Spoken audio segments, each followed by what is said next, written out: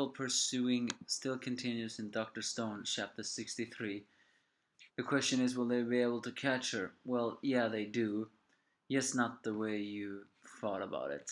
At least not yet.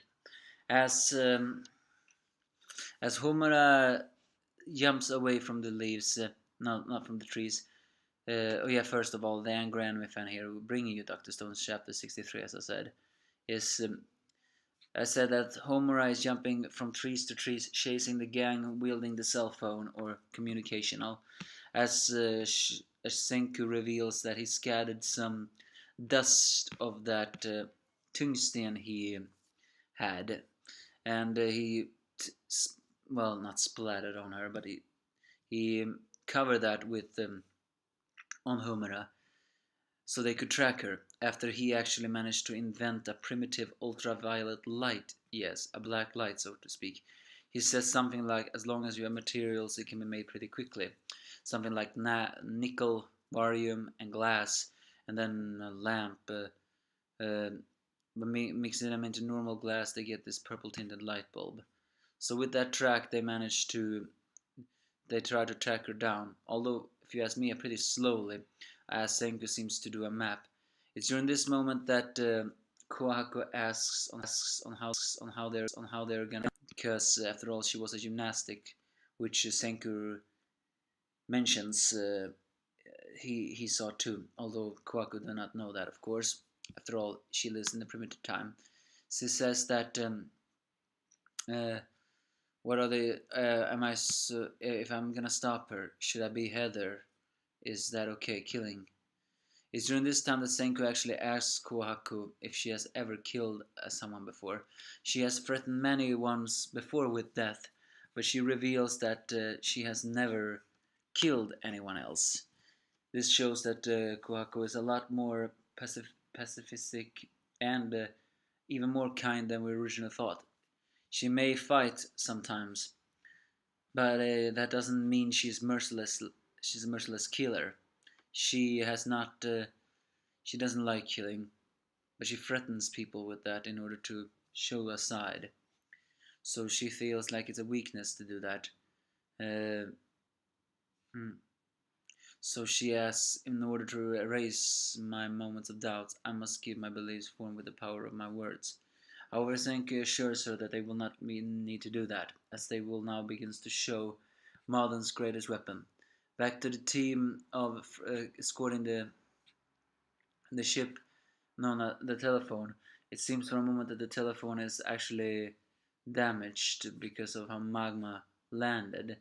But then they actually get a ringtone, which Gen says they should not answer because, after all, he immediately and correctly guesses. I guess this shows that Gen has a strategic mind on par with Senku. He doesn't have the invention mind of Senku, but he has the scheming strategic mind of Senku, because he immediately guesses that they shouldn't pick up the phone and answer, because this is actually a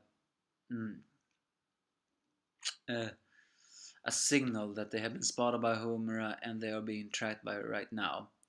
So, but Homura will not catch them in a day. I guess they managed to get that far pretty big. It's basically a game of tag, but Senku assures the other teams that if they get a pincer attack, they can stop her. But during a moment when Homura awakens, she actually sees the lights as the morning sun shows them. So she washes it away, meaning that Senku cannot no longer track her with ultraviolet lights. But that doesn't stop him, because he has another plan in the moment. And that plan is that as they have activated the telephone and Kinro is carrying it, they hear strange beepings, which is actually Morse code that Gen is using through a cable on near his hand. It's basically for, in a way, sending texts, only that they don't have a cell phone text, so they're sending Morse code instead. So they know even Morse code. The only thing that actually makes me question this is, shouldn't that phone actually freeze and stop functioning that kind of cold? I mean, a mobile phone tends to shut itself down when it's too cold. But hey, I'm not the science person, so I do not care to find out the truth. But Senku says that mm, Homura soon will collide with them. I mean, uh, with the team holding up the phone. So he sends a Morse code message himself to them. And during this time, Homura has actually managed to catch up with them, but she has yet to attack. Instead, she watches what they are carrying, and to her horrors, she sees a very strong machine that, as soon as uh, Ashigeru Gen says that it's something a signal, she correctly guesses that it's actually a telecommunication sorry telecommunication. Whereas and then they put that up in a tree. Chrome put it up, put it want to put it on the tree. It's during this time that Homura's composed face for the first time actually has cold sweat. Mostly, I think, because, well, she just realizes what a danger it is, the fact that they managed to create a telecommunication in a stone world. I guess you underestimated Senku a bit too much. Sorry for the yawn. So, in order to confirm it and also erase it, she jumps up the tree. And the strange thing is, she's actually blushing a little bit when she does that. However, it turns out that what they put up in the tree is not the real tele. It was a sleight of hand fake.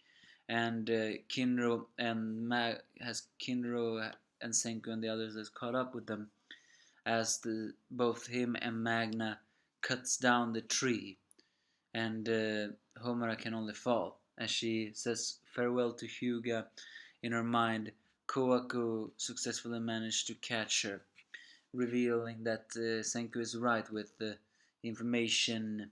It is very possible to seize any opportunity without killing.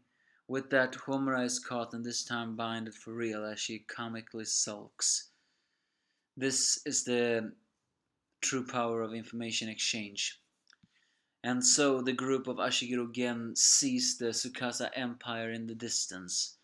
Now is the question though, can they take that to Taiyu and Yusihara in time? There's no way that Tsukasa hasn't put up traps in the forest that covers his empire. I mean, he has revived martial artists and many more, you know. So what I'm trying to say is, isn't it very likely that he has someone also spying out? I mean, Ashigeru Gen is the guide, so he should technically know most of the people that have been revived. At least most of the people. But we'll see. It's basically this chapter. Again, the only thing I wonder is, shouldn't that phone be out of function since it is so cold? But then again, that's mobile phone, so... And this one has an input battery, so who knows. But Morse code, and it can send that far. Interesting. I just didn't think it was possible. But I'm not one to question if it works or not. You give me your faults if you have any.